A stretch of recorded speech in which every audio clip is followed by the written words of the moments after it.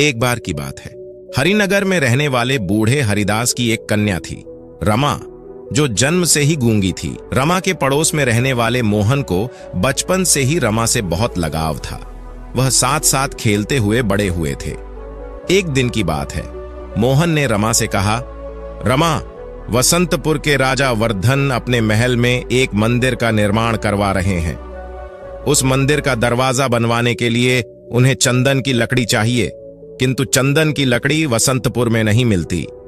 मैं चंदन की लकड़ी इकट्ठा कर रहा हूं और कुछ महीनों बाद वसंतपुर जाकर राजा वर्धन को काफी ऊंचे दामों में चंदन की लकड़ी बेचकर बहुत सारा धन प्राप्त कर लूंगा।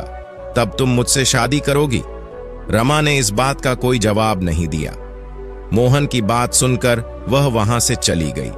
अपने घर पहुंचने पर वह सोचने लगी, मोहन बहुत ही गरीब है, जंगल से लकड़ियां काट कर लाता है और उन्हें बेचकर अपना और अपनी मां का पेट जैसे तैसे पालता है। मुझे भला वो कैसे सुखी रख सकेगा? दूसरी तरफ मोहन भी बहुत उदास हो गया था। वह सोच रहा था, रमा ने मेरी बात का कोई उत्तर नहीं दिया। अरे, मैं तो उसके इशारों की सारी भाषा भी समझ लेता हूं। वह नहीं जानती कि मैं उससे कितना प्यार करता हूं।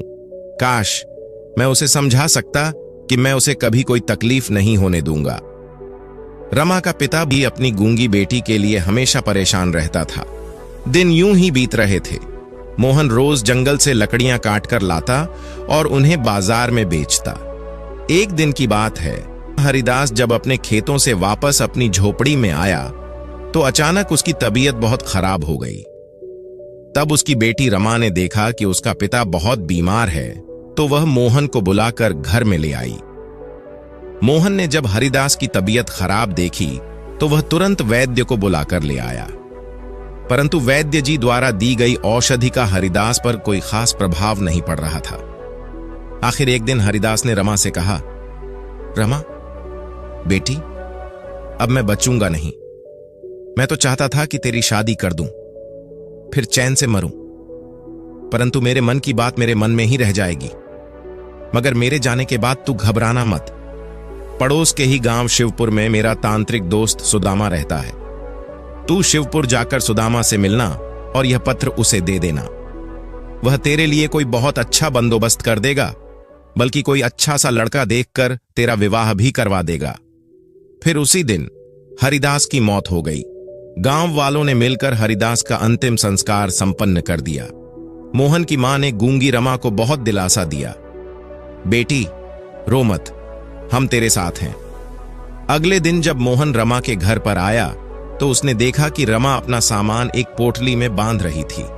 वह समझ गया कि रमा कहीं जाने की तैयारी कर रही है और बोला, अरे, तुम तो कहीं जाने के लिए तैयार दिखाई देती हो, कहां जा रही हो रमा? रमा ने इशारों ही इशारों में मोहन को बता दिया कि वह शिवपुर जा रही है। तब मोहन उदास हो गया। क्या तुम यहां पर नहीं रह सकती रमा? मेरे साथ मेरी बनकर, मैं तुम्हें किसी प्रकार का कोई कष्ट नहीं होने दूंगा। रमा ने मोहन के इस बात का कोई जवाब नहीं दिया।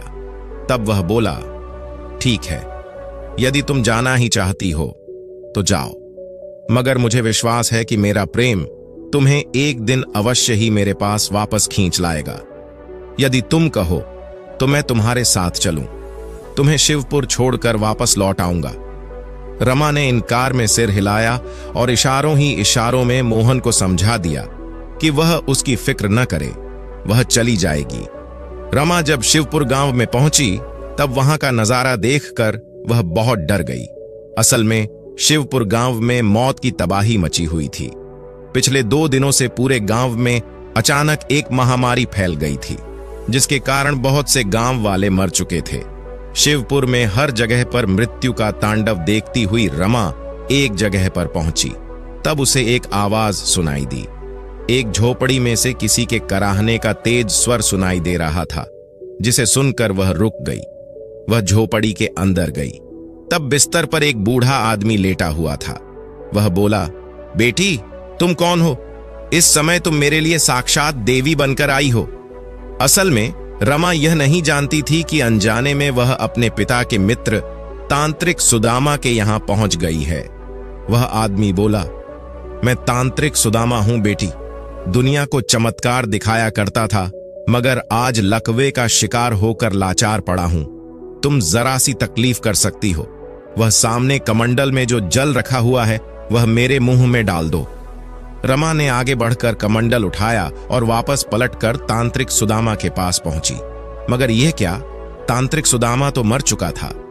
रमा ने देखा, अरे ये तो मर चुके हैं, अब मैं कहां पर जाऊं और क्या कहूं। इतने लंबे सफर के बाद रमा को बहुत तेज प्यास भी लग रही थी। अपनी बेचैनी और प्यास को कम करने के लिए वह कमंडल का जल पीने लगी और गट गट करती सारा जल पी गई।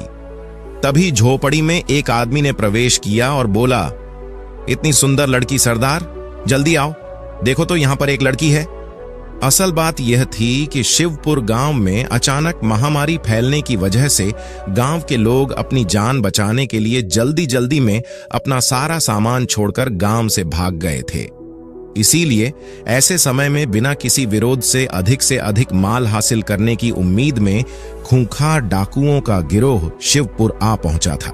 अपने दल के एक डाकू की आवाज सुनकर उनका सरदार दुर्जन तांत्रिक सुदामा की झोपड़ी में आ पहुंचा।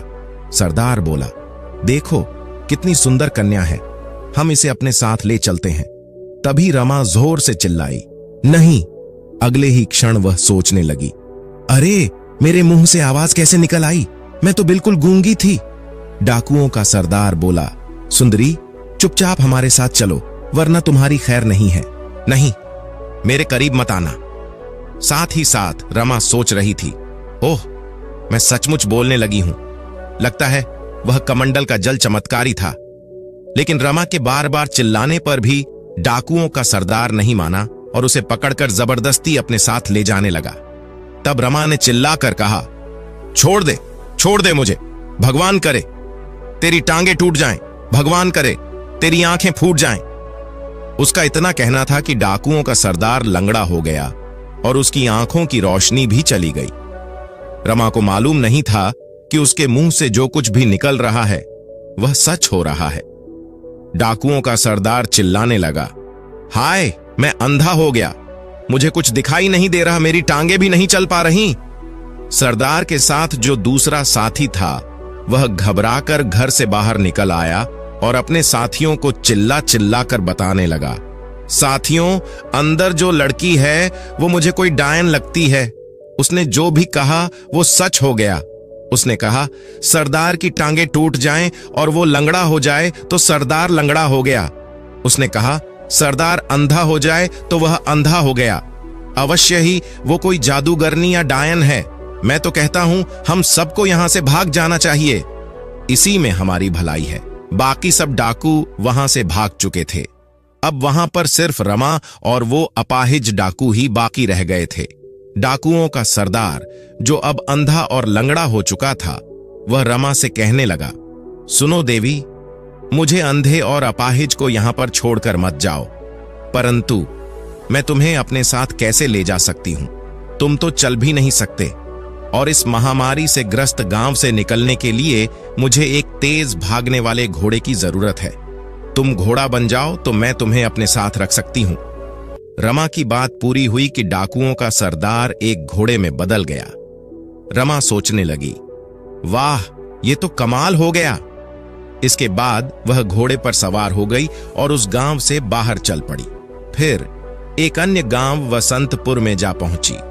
उस गांव में चारों तरफ सन्नाटा छाया हुआ था। रमा सोचने लगी, ऐसा लगता है जैसे मैं किसी मुर्दों की बस्ती में आ गई हूं। इतने मकान हैं पर सबके दरवाजे बंद हैं, कहीं कोई आदमी दिखाई नहीं दे रहा। परंतु रात हो गई है, रात को सफर करना ठीक नहीं है, यही किसी घर में शरण लेकर विश्राम करना ही ठीक रहेगा। यह सोचकर उसने एक घर का दरवाजा खटखटाया। किसी ने डरते डरते दरवाजा खोला और पूछा, कौन हो तुम? मैं एक परदेसी हूं बाबा, रात भर के लिए मुझे यहां पर शरण चाहिए। ठीक है, जल्दी से अंदर आ जाओ। उस आदमी के घर में वह और उसकी पत्नी थे। रमा ने उनसे पूछा, बाबा अभी तो ज्यादा रात नहीं हुई है, पर इस गांव में हर तरफ गहरा सन्नाटा छाया हुआ है, आखिर बात क्या है? कुछ मत पूछो बेटी, इस गांव में रोज रात को न जाने कहां से एक उड़ता हुआ राक्षस आता है। उसे स्त्री, पुरुष, बच्चे या जानवर जो भी प्राणी दिखाई दे उसे उठाकर ले जाता है। मेरे घर में अधिक जगह नहीं है, वरना मैं तुम्हारे घोड़े को भी अंदर कर लेता। अगर वह राक्षस हमारे घर की तरफ आया तो वह तुम्हारे घोड़े को अवश्य ही उठा ले जाएगा, और अगर मेरे घोड़े ने उस राक्षस को मार दिया तो आप देखना बाबा, आज ऐसा ही होगा। अरे क्या कहती हो बेटी?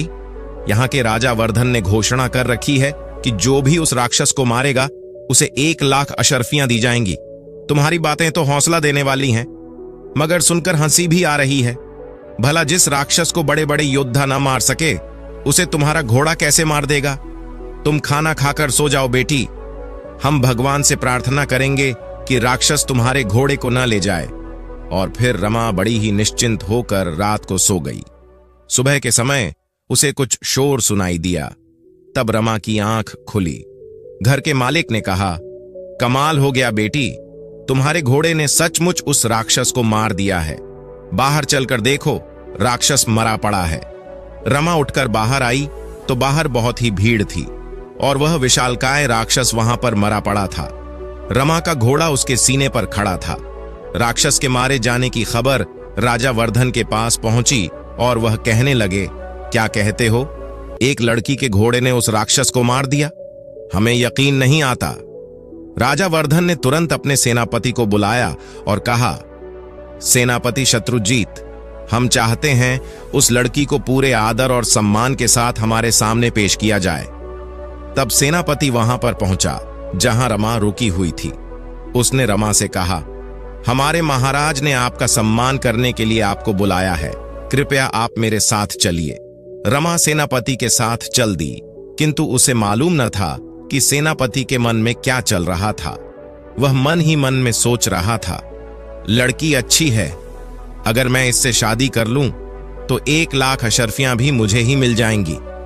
हिम्मत करके सेनापति ने अपने दिल की बात रमा से कह दी, सुनो, मैं इस देश का सेनापति हूं, तुम मुझसे शादी करोगी?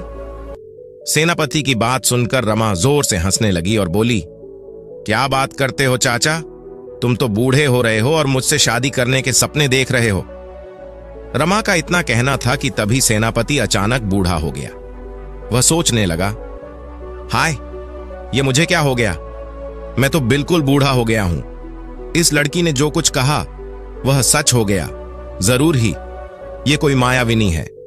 और वह रमा को लेकर अपने साथ राज दरबार में पहुंचा। राजा ने कहा, अरे तुम कौन हो? तुम्हारी शक्ल तो हमारे सेनापति के साथ मिलती है। मैं सेनापति ही हूं महाराज, मगर मेरी यह दुर्दशा कैसे हो गई, इसके बारे में मैं आपको अकेले में बताना चाहूंगा। राजा वर्धन सेनापति को अपने गुप्त कक्ष में ले गए। वहां सेनापति ने अपनी हालत का कारण रमा को बताया, किंतु कुछ इस तरह से, महाराज, वह लड़की रमा मुझसे कहने लगी, अरे सेनापति हो तुम, मैं किसी सेनापति से ही शादी करना चाहती थी, किंतु तुम बूढ़े हो। उसका इतना कहना था कि मैं बूढ़ा हो गया।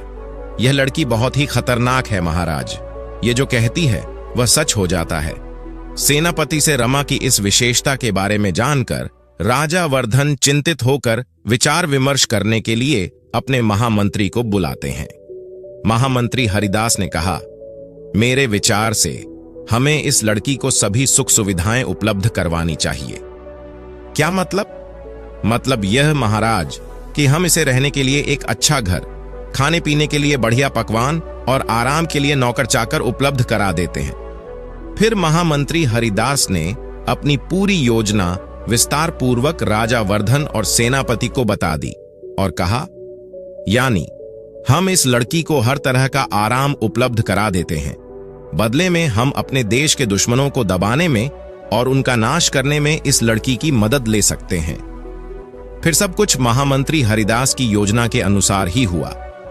रमा को रहने के लिए एक शानदार महल, सेवा के लिए नौकर चाकर उपलब्ध करा दिए गए। साथ ही इनाम की 1 लाख अशर्फियां भी उसे दे दी गईं। कुछ दिनों बाद एक दिन राजा वर्धन ने महामंत्री हरिदास के सुझाव पर अमल करते हुए रमा को अपने गुप्त कक्ष में बुलाया। रमा ने पूछा, आपने मुझे बुलाया महाराज? हाँ बिटिया, हम तुमसे एक बात पूछना चाहते हैं। क्या महाराज, हमारा पड़ोसी राज्य सुजानपुर बड़ा ही शक्तिशाली है। उसका राजा अर्जुन हमारे राज्य पर आक्रमण करने वाला है। यदि राजा अर्जुन ने आक्रमण कर दिया तो हम सब मारे जाएंगे और हमारा देश तबाह हो जाएगा। हमारे ज्योतिषी ने कहा है कि यदि तुम जैसी कोई कुंवारी कन्या भगवान से प्रार्थना करें कि राजा अर्जुन मर जाए, उसकी सेना में महामारी फैल जाए, तो ही हमारा देश बच सकता है। किसी का बुरा चाहना तो कोई अच्छी बात नहीं है महाराज, पर किसी बुरे आदमी का बुरा चाहना मेरे विचार में बुरी बात नहीं है। मैं आज ही भगवान से प्रार्थना करूंगी कि राजा अर्जुन मर जाए और उसकी सेना में महामारी फैल जाए। राजा वर्धन के इरादों से बेखबर रमा ने भगवान से प्रार्थना की। ऐसा करते ही राजा अर्जुन की मृत्यु हो गई और उसकी सेना में महामारी फैल गई। इसके कुछ दिनों बाद राजा वर्धन ने फिर से रमा को अपने गुप्त कक्ष में बुलाया और कहा, बिटिया, हमारे पड़ोस के राज्य ज्वालापुर की जनता पानी के अभाव से प्यासी मर रही है। वहां की नदियां सूख चुकी हैं। हम चाहते हैं कि वहां पर बाढ़ आ जाए और सारे में पानी पानी हो जाए। किंतु महाराज, मैं इसके लिए क्या कर सकती हूं? बेटी, तुम भगवान से यह प्रार्थना कर सकती हो कि ज्वालापुर में बाढ़ आ जाए। जब रमा ने ज्वालापुर में बाढ़ आने की बात जुबान से निकाली तो सारे ज्वालापुर में भयंकर बाढ़ आ गई और सब कुछ तहस नहस हो गया। ज्वालापुर में बाढ़ की खबर जब राजा वर्धन और उसके महामंत्री हरिदास को पता चली तो वे दोनों बड़े ही प्रसन्न हुए। वह महामंत्री बोला, यह तो कमाल ही हो गया। हमारे दोनों पड़ोसी शत्रु राज्यों की हालत अब बहुत ही खराब हो चुकी है। अब यदि हम इन राज्यों पर आक्रमण कर दें तो हमारी विजय निश्चित होगी। रमा यह नहीं जानती थी कि वास्तव में राजा वर्धन ने उसे अपनी स्वार्थ सिद्धि का साधन बना लिया है। कुछ महीने और बीत गए। हर तरह की सुख सुविधाएं होते हुए भी रमा पूरी तरह से संतुष्ट नहीं थी। वह एक दिन सोच रही थी, कितने नौकर चाकर हैं मेरी सेवा के लिए, परंतु फिर भी मैं कितनी अकेली हूं। अब मुझे शादी कर लेनी चाहिए। उस रात जब रमा गहरी नींद में सो रही थी तो उसके महल में अचानक बहुत से सैनिक आ गए और सोती हुई रमा को पलंग सहित उठाकर ले गए। रमा के महल के नौकर चाकरों को उन सैनिकों ने बड़ी ही बेदर्दी से खत्म कर दिया। जब रमा की आंख खुली तो वह कहने लगी, अरे, मैं कहां पर हूं और आप सब कौन हैं? हम आपके शुभचिंतक हैं, आपके मित्र हैं। हमने महामंत्री हरिदास के कहने पर आपकी जान बचाई है। क्या मतलब? तभी महामंत्री हरिदास ने वहां पर प्रवेश किया और बोले, मतलब मैं बताता हूं कुमारी जी, हमारे राजा वर्धन ने आपकी वजह से अपने 2 शत्रु राज्यों पर विजय प्राप्त कर ली, किंतु अब वह इस डर से आपकी हत्या करवाना चाहते हैं कि कहीं कल को आप उनके लिए ही खतरा न बन जाएं। मैं आपकी बात नहीं समझी। मंत्री जी, मैं आपको समझाता हूं, क्योंकि आपकी बात हमेशा सच हो जाती है। इसीलिए महाराज वर्धन ने सोचा कि कल को तुम बसंतपुर की महारानी बनने के सपने न देखने लगो, इसीलिए उन्होंने तुम्हारी हत्या का आदेश दिया है, किंतु हमने तुम्हें बचा लिया। मुझे विश्वास नहीं होता कि महाराज ऐसा आदेश दे सकते हैं, मगर सच्चाई तो यही है कुमारी जी। आप इन सैनिकों से पूछ लीजिए, मैंने अपनी जान पर खेलकर आपको बचाया है। फिर महामंत्री हरिदास ने अपने विश्वसनीय साथियों की मदद से रमा को यह विश्वास दिला दिया कि राजा वर्धन सचमुच ही उसे मार देना चाहता था। भगवान की कसम, मैंने तो कभी महारानी बनने का विचार तक नहीं किया, किंतु अब मैं महारानी बनकर रहूंगी। बड़ी आसानी से हो सकता है कुमारी जी। आप भगवान से प्रार्थना कीजिए कि महाराज वर्धन और उनके परिवार पर राजमहल की छत आ गिरे। इस प्रकार महाराज और उनके परिवार की मौत हो जाएगी। तब मैं अपने सैनिकों की मदद से तुरंत राज सिंहासन पर अपना अधिकार कर लूंगा और राजा बन जाऊंगा। फिर मैं तुमसे विवाह करके तुम्हें बसंतपुर की महारानी बना दूंगा। ठीक है, यदि आप सच बोल रहे हैं तो मैं भगवान से प्रार्थना करती हूं कि राजमहल की छत गिर जाए और महाराज की मृत्यु हो जाए। परंतु यदि आपने झूठ बोला तो भगवान आपको मिट्टी का बना दे। रमा ने अपनी बात पूरी ही की थी कि महामंत्री हरिदास मिट्टी की मूर्ति में बदल गया। अगले ही पल हरिदास के सभी सैनिक रमा के कदमों में गिर पड़े और क्षमा मांगने लगे। बाद में रमा के पूछने पर सैनिकों ने बताया कि महामंत्री हरिदास के दिमाग में राजा वर्धन को मरवाकर राजा बनने का विचार आया था और उसी ने षड्यंत्र करके रमा के सभी नौकर चाकरों की हत्या करवाकर उसे महल से उठवा लिया था। वास्तव में महाराज वर्धन ने तो रमा के किसी बुरे की कल्पना तक नहीं की थी। फिर रमा के कहने पर वह सभी सैनिक महाराजा वर्धन के सामने प्रस्तुत हुए और उन्हें सारी सच्चाई बता दी। राजा ने कहा, उफ, मुझे विश्वास नहीं था कि महामंत्री हरिदास ऐसा कर सकते हैं। राजा ने उन सभी सैनिकों को क्षमा कर दिया। राजा ने रमा से कहा, रमा, अब तुम क्या चाहती हो बिटिया? महामंत्री विचार सैन की बातों से रमा के दिल में एक ख्वाहिश बसी थी और वह थी महारानी बनने की। वह बेझिझक बोली, मैं बसंतपुर की महारानी बनना चाहती हूं। क्या? जी हां महाराज, मुझे विश्वास है कि आप मेरी यह इच्छा पूरी करेंगे। मगर बिटिया, हमारी और तुम्हारी उम्र में बड़ा अंतर है। गुस्ताखी माफ करें महाराज, आप तो मेरे पिता के समान हैं। आपसे विवाह करने की कल्पना भी नहीं कर सकती, किंतु आप अपने पुत्र से मेरा विवाह करवा सकते हैं। राजा वर्धन को अचानक हंसी आई और फिर उनके चेहरे पर गहरी रेखाएं उभर आईं। बिटिया, भगवान ने मुझे एक के बाद एक 4 बेटे दिए थे, लेकिन मेरा सबसे बड़ा बेटा आज से 15 वर्ष पूर्व, जब वह 10 साल का था, एक सरोवर में डूबकर मर गया था। उसे छोटे 2 बेटे 10 साल पहले मेरे साथ जंगल में शिकार के लिए गए थे, पर एक नरभक्षी शेर ने आक्रमण कर दिया और दुर्भाग्यवश वह मेरे दोनों बेटों को उठाकर ले गया। उस दिन से मैंने शिकार करना छोड़ दिया। अब मेरा एक बेटा और एक बेटी है। बेटे की उम्र केवल 8 साल है और वह तुमसे बहुत छोटा है। क्या अब भी तुम मेरे बेटे से विवाह करना चाहोगी? नहीं महाराज, किंतु मैं बसंतपुर की महारानी बनना चाहती हूं। मेरी इच्छा पूरी करने के लिए आपको कुछ करना होगा। रमा की जिद के आगे राजा खुद को बेबस महसूस कर रहे थे। खैर, उस सभा के बाद राजा जब अपने कक्ष में पहुंचे तो उनकी पत्नी ने पूछा, क्या बात है महाराज, आप बहुत उदास हैं? राजा वर्धन ने अपनी पत्नी को अपनी उदासी का कारण बताया और रमा के बारे में सब कुछ बताया। महारानी, उस लड़की की बातों में बड़ी ताकत है। वह जो भी कहती है वह सच हो जाता है। ठीक है महाराज, इस समस्या से छुटकारा पाने का उपाय मैं बताती हूं। और फिर अगले दिन राजा ने रमा से कहा, बिटिया, हमने निर्णय लिया है कि कल सुबह तुम्हारे राजमहल के बाहर जो व्यक्ति सबसे पहले तुम्हें दिखाई देगा, उससे तुम्हारा विवाह कर देंगे। इस प्रकार वह बसंतपुर का राजा बन जाएगा और तुम बसंतपुर की महारानी। राजा वर्धन की बात सुनकर रमा बहुत प्रसन्न हो गई। किस्मत की बात है, उसी रात को रमा का बचपन का साथी मोहन चंदन की लकड़ियों का गट्ठा लेकर बसंतपुर आया। उसे पता था कि राजा वर्धन को अपने राजमहल में एक मंदिर का दरवाजा बनाने के लिए चंदन की लकड़ियों की जरूरत है। सुबह सुबह ही मोहन लकड़ियों का गट्ठर लिए राजमहल में पहुंचा। तभी संयोग से रमा बाहर निकल आई। अरे मोहन, तुम यहां पर हो?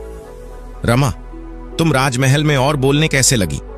तभी राजा वर्धन वहां पर आ पहुंचे। रमा, बिटिया, तुमने राजमहल से बाहर निकलकर इसी व्यक्ति को सबसे पहले देखा है। हम तुम्हारा विवाह इससे करवा देंगे। और फिर उसी दिन बड़ी धूमधाम से मोहन और रमा का विवाह संपन्न हो गया। रमा का कन्यादान स्वयं राजा वर्धन और उनकी पत्नी ने किया। विवाह पूरा होने के बाद राजा ने कहा, बिटिया, कल हम तुम्हारे पति को अपना राजपाट सौंपकर यह राज्य छोड़ देंगे। इसीलिए आज हम और महारानी तुम दोनों के साथ भोजन करना चाहते हैं। और फिर रमा और मोहन ने राजा वर्धन और उनकी पत्नी के साथ स्वादिष्ट पकवानों का भोजन किया। भोजन बड़ा स्वादिष्ट था, किंतु खाने के बाद अचानक रमा को चक्कर आने लगे और वह बोली, मुझे यह क्या हो रहा है? यही हाल मोहन का भी था और वह बोला, रमा, हमें जरूर जहर दे दिया गया है, हम मरने वाले हैं। इससे अच्छा तो यह होता कि तुम हरिपुर गांव में गूंगी रमा के रूप में मुझे पति मान लेते। वास्तव में राजा वर्धन ने उनके भोजन में विष मिला दिया था। तब रमा बोली, आह, मैं मरना नहीं चाहती मोहन। जब तुम पति के रूप में मुझे मिल गए हो तो मैं तुम्हारे साथ जीवन व्यतीत करना चाहती हूँ। आह, मैं मरना नहीं चाहती। इससे अच्छा तो मैं तुम्हारे साथ हरिपुर गांव में गूंगी ही भली थी। जहर के असर से रमा और मोहन तुरंत बेहोश हो गए, किंतु वे मरे नहीं। जब उन्हें होश आया तब वे हरिपुर गांव में थे। मोहन ने कहा, अरे हम कहां आ गए? अपने ही घर में। वह खुश होकर बोला, और यह कौन है रमा? अरे रमा, तुम ही हो? रमा ने हां में अपना सिर हिलाया। बहुत चाहने पर भी वह कुछ नहीं कह सकी। वह फिर से गूंगी हो गई थी। तांत्रिक सुदामा के यहां से उसने जो चमत्कारी जल पीकर अद्भुत वाणी प्राप्त की थी, वह उसकी अपनी ही इच्छा से नष्ट हो गई थी। जहर के असर के कारण बेहोश होने से पहले उसने यही इच्छा जाहिर की थी। तब मोहन ने कहा, मुझे लगता है मैंने कोई सपना देखा था, और सपने में मैंने यह भी देखा कि तुम बोलने लगी हो, मगर कोई बात नहीं। मुझे तो तुमसे प्यार है रमा। मैं तुम्हारे इशारों की सारी भाषा समझ लेता हूं। तुम्हें मैं कोई तकलीफ नहीं होने दूंगा। फिर से गूंगी होकर भी रमा बहुत खुश थी, क्योंकि मोहन के रूप में उसे एक बहुत प्यार करने वाला पति मिला था, और मोहन की मां तो उसे अपनी बेटी की तरह चाहती थी। तो दोस्तों, अगर आपको आज की कहानी अच्छी लगी तो चैनल को सब्सक्राइब कर दीजिए, और कमेंट्स में राधे राधे के साथ अपने शहर का नाम भी जरूर लिखिए। फिर मिलते हैं एक नई कहानी के साथ। राधे राधे।